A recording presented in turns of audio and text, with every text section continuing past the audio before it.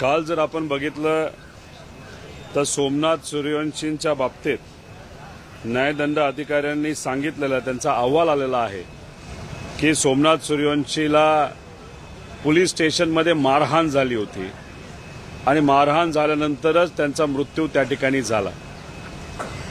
ज्या दिवशी ही घटना घडली त्या दिवशीच आम्ही सांगत होतो की याला पूर्णपणे तिथं असणारं पोलीस प्रशासन हे जबाबदार आहे।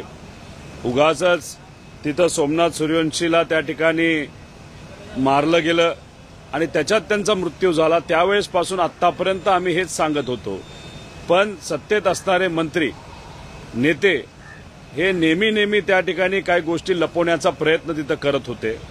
तसंच बीडमध्ये सुद्धा मस्साजोगमध्ये आम्ही म्हणत होतो पीआय महाजन याने मोठ्या प्रमाणात तिथं त्या ठिकाणी जे क्रिमिनल आहेत त्या क्रिमिनल लोकांना त्या ठिकाणी वाचवण्याचा प्रयत्न केला होता आणि काही प्रमाणात त्याचा सुद्धा सहभाग या क्रिमिनलला मदत करण्यासाठी होता। तेव्हा सुद्धा सरकारली